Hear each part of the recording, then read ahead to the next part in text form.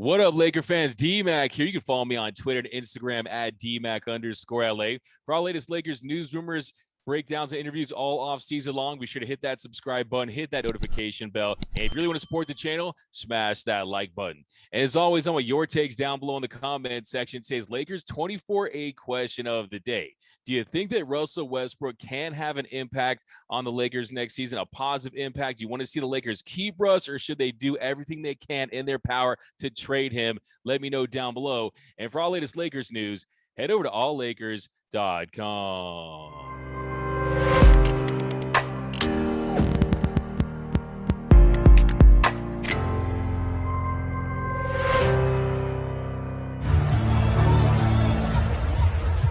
So we're back here with another episode of the Lakers 24-8 podcast. And as always, I'm joined by my man, Mr. Eric Yulo. What up, Yulo? How you doing, Doug? Good to be here. Hey, man, so we got to dive into some more Russell Westbrook because it looks like they're trying to change the narrative with the Brody. You saw Russell Westbrook at Darvin Ham's press conference. You know that was a calculated move. He was sitting there. Darvin Ham said some really nice things about him, how he's been one of the best players in the NBA, how he's going to try to change him on the defensive end, try to just change his mentality out there on the court. And the big word he used was sacrifice. Now, the first question I have for you today is, do you really think that Russell Westbrook is going to be willing to sacrifice some of his game for the betterment of the Lakers next season? No. I mean, this is exactly what the story was last summer. It was Russ met with LeBron and AD, and they had a nice glass of wine. He talked about how it was going to be different with him on the Lakers this year. And it was the same Russell Westbrook. I want to buy it. It's June. Hope springs eternal, but I'm not buying a different Westbrook this coming season. Yeah, I mean, you can't teach an old dog new tricks, right? And to me, it's almost like saying, oh, yeah, you're going to get Yasiel Puig to look at that defensive positional card, right? No, you're not going to get it. These guys are who they are, especially at this stage of their careers. But I want to read you what Woj had to say. Woj wrote, Russell Westbrook can opt into the final year of his contract at $47 million. He's expected to do that at the end of the month. But Russell Westbrook really is enthusiastic about getting to know Darvin Ham so far, and expects to talk more with him about his role, how he fits into it as they move into the summer and towards training camp. So to me, I think if you're Russell Westbrook and you're Darvin Ham, you're going to say all the right things in the summertime. Like you said, we heard about the meeting between Russ and LeBron and AD. They said all the right things, but at some point during the season, it just imploded. But I do think when you hear Darvin Ham, he is a no-nonsense guy. He's a no-BS type of guy. I do think if there's one coach, especially a new head coach in this league, that Russ likes and respects, I do think he is one of those guys. And I do think they're going to be honest with each other. They're going to be forthright with each other. And I don't think that Russ is going to get away with what he did under Frank Vogel.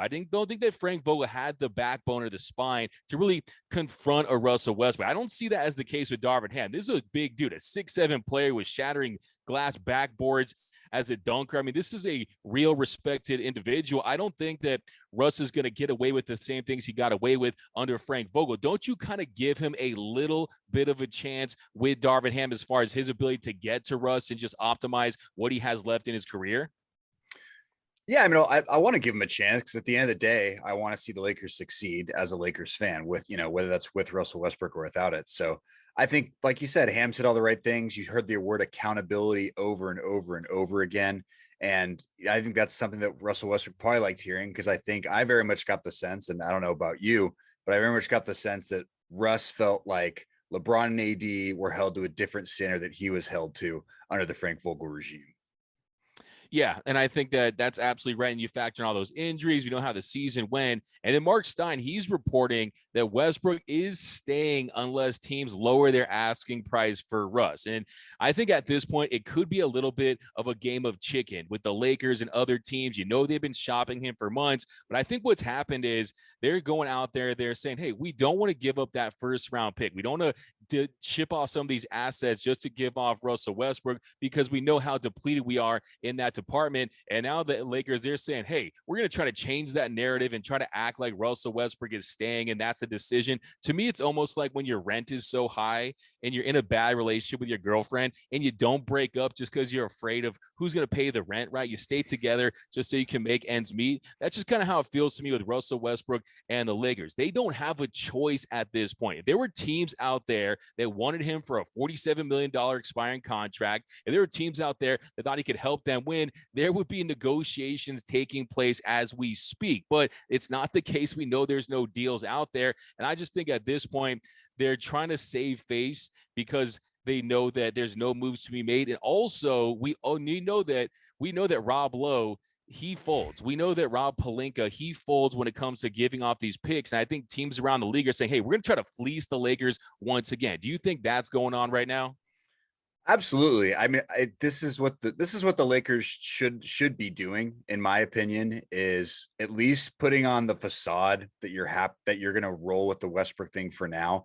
I think all these teams know. I think the Lakers are just trying to get that number. They're trying to get that rent number, as you put it so eloquently. They're trying to get it down by the February trade deadline next year. Like I really don't think that Russ will be on this team by March of 2023. But for now, they need to act, they need to pretend, they need to say all of the right things. They need to do a whole 360-degree marketing campaign about how they're going to make it work with Russ. So I totally agree with how the Lakers front office has handled it. And I'm a big Russell Westbrook detractor, but he's handled it pretty well so far too. I mean, I think showing up to the press conference, although it was calculated, although he was probably asked to be there, that still means something. I mean, no one, Anthony Davis and LeBron James weren't there. So that means something.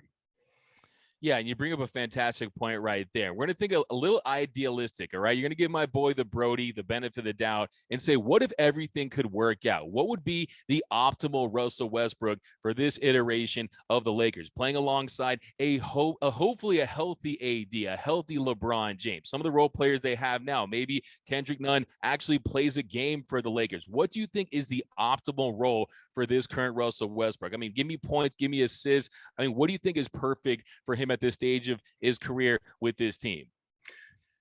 It's not going to happen, but I would love to see like a 22-7-7 with him off the bench. And then if he's earned it, play the closing minutes with the fourth quarter group. I'm good with that, but that is not going to happen. That is me in fantasy land. I think we're ready for another like 18-7-6 with just a big old bucket of turnovers again.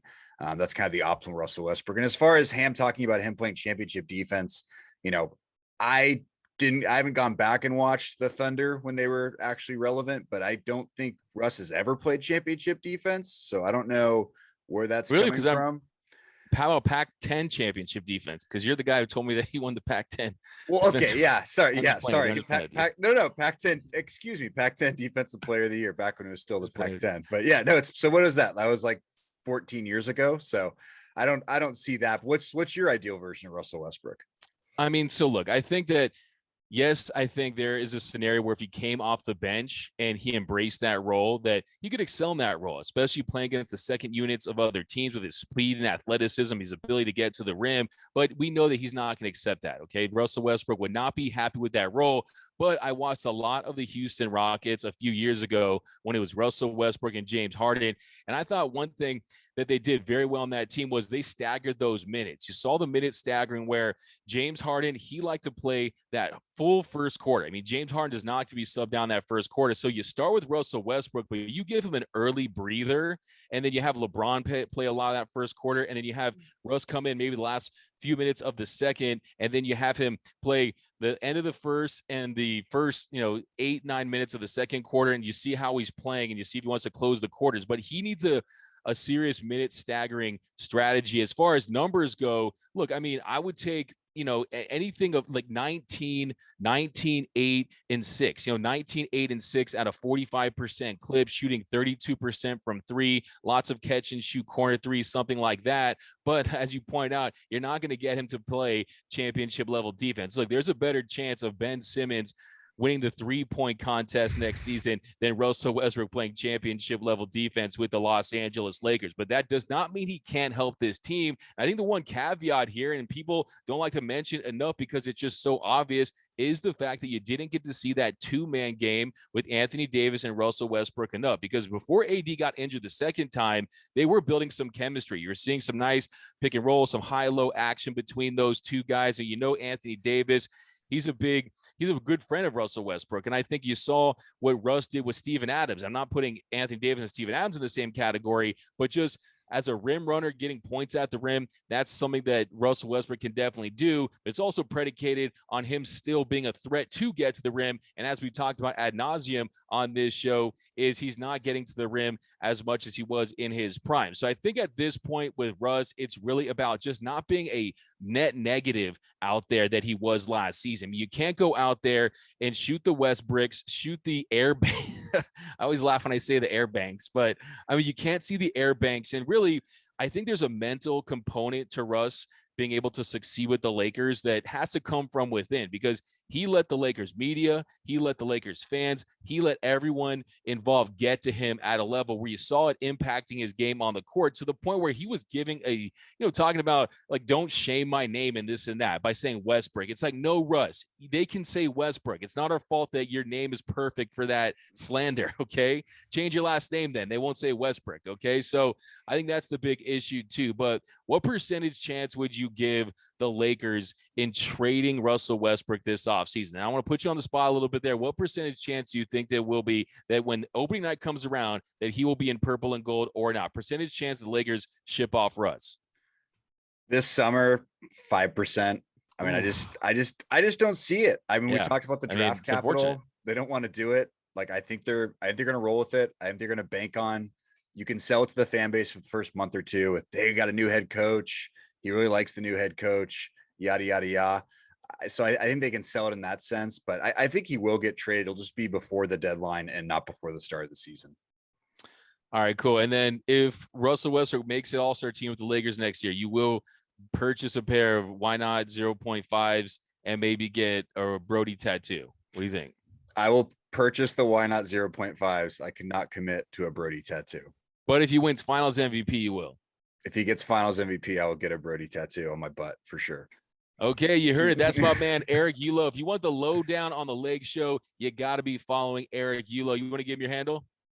At EEULAU. Guys, go follow him. You're not doing this Lakers fandom thing right unless you are.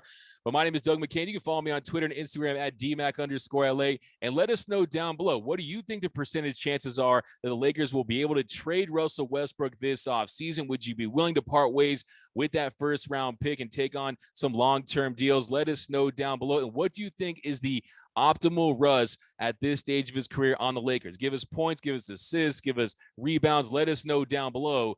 And for all latest Lakers news, head over to alllakers.com.